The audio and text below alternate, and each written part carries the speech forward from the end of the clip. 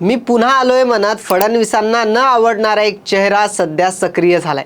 महाराष्ट्राच्या राजकारणात काही नेत्यांना सत्तेच्या केंद्रात राहण्यासाठी पदांची गरज असते, तर काही नेते पद गेल्यानंतरही स्वतःचे राजकीय वजन आणखी वाढवतात। विनोद तावडे यांची कहाणी याच दुसऱ्या प्रकारात मोडते। एकेकाळी महाराष्ट्र भाजपमध्ये देवेंद्र फडणवीस यांच्यासोबत सत्तेच्या केंद्रस्थानी असलेले तावडे 2019 मध्ये अचानक विधानसभेच्या मैदानाबाहेर फेकले गेले। त्यावेळी फडणवीसांच्या नेतृत्वाखाली भाजपमध्ये तावडेंची राजकीय कोंडी करण्यात आली, त्यांचे तिकीट कापण्यात आले आणि त्यांचे पंख छाटण्याचा प्रयत्न झाला अशी जोरदार चर्चा रंगली होती। मात्र तावडे थांबले नाहीत। उलट त्यांनी महाराष्ट्राच्या राजकारणाच्या पलीकडे जाऊन दिल्लीचा रस्ता पकडला आणि आज त्याच तावडेंच्या हातात राष्ट्रीय पातळीवरील मोठी सूत्रे आली आहेत।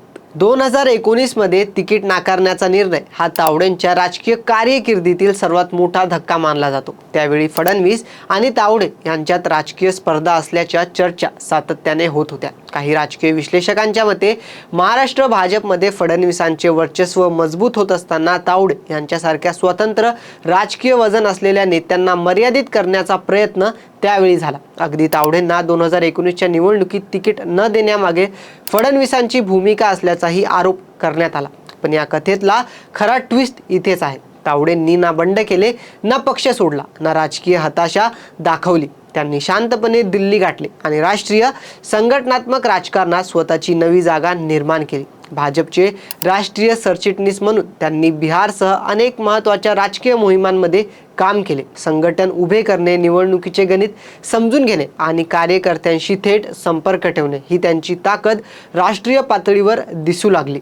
महाराष्ट्रात ज्यांची राजकीय पिसे कापली गेली अशी चर्चा होती, तेच तावडे दिल्लीमध्ये अधिक धारदार बनत गेले। याच पार्श्वभूमीवर 2026 मध्ये भाजपने त्यांच्यावर उत्तर प्रदेश विधानसभा निवडणुकीची जबाबदारी सोपवली आहे। उत्तर प्रदेश हे भाजपच्या राष्ट्रीय सत्तेच्या गणितातील सर्वात निर्णायक राज्यांपैकी एक आहे। अशा राज्याची निवडणूक जबाबदारी मिळणे म्हणजे साधी संघटनात्मक नियुक्ती नाही, हा राष्ट्रीय नेतृत्वाने दाखवलेला मोठा विश्वास आहे। म्हणजेच 2019 मध्ये महाराष्ट्राच्या राजकारणात ज्यांचे राजकीय महत्त्व कमी करण्याची चर्चा झाली, तेच काही वर्षात दिल्लीच्या राजकीय नकाशावर पुन्हा अत्यंत प्रभावशाली ठरले आहेत। आता खरा राजकीय ट्विस्ट इथे सुरू होतो। फडणवीस आणि तावडे पुन्हा महाराष्ट्राच्या राजकारणात एकाच समीकरणात आले तर काय होईल? दोघेही भाजपचे नेते आहेत, त्यामुळे सार्वजनिक पातळीवर पक्षाच्या चौकटीत काम करणे त्यांना भाग आहे। पण राजकारणात व्यक्तींची महत्त्वाकांक्षा, संघटनात्मक ताकद आणि दिल्लीतील संपर्क हे तीन घटक दुर्लक्षित करता येत नाहीत। तावडेंची राष्ट्रीय उंची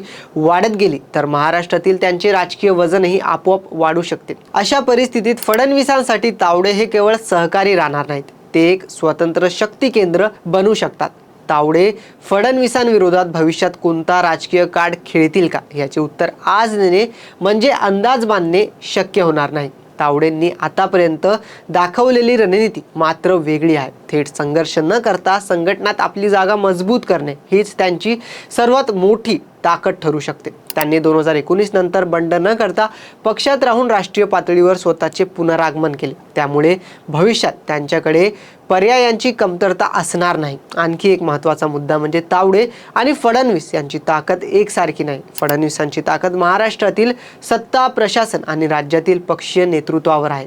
तावडेंची ताकद राष्ट्रीय संघटन, दिल्लीतील भाजप नेतृत्वाशी असलेले संबंध आणि विविध राज्यांतील निवडणूक अनुभवात आहे। त्यामुळे कोण श्रेष्ठ या प्रश्नाचे उत्तर एका वाक्यात देता येणार नाही। मात्र राष्ट्रीय संघटनात्मक विस्ताराच्या बाबतीत तावडेंनी गेल्या काही वर्षात स्वतःची वेगळी उंची निर्माण केली आहे, हे देखील आपल्याला नाकारता येणार नाही। फडणवीसांनी कधी तावडेंचे पंख छाटण्याचा प्रयत्न केला का, हा प्रश्न आजही राजकीय चर्चेत आहे। पण त्याहून मोठा प्रश्न आता उलट झाला आहे। ज्यांचे पंख छाटल्याची चर्चा होती तेच तावडे आज पुन्हा उंच भरारी घेत असतील तर त्यांना रोखणार कोण? 2019 मध्ये महाराष्ट्राच्या राजकीय मैदानाबाहेर गेलेला तावडे आज दिल्लीपासून उत्तर प्रदेशपर्यंत आपली छाप निर्माण करत आहेत।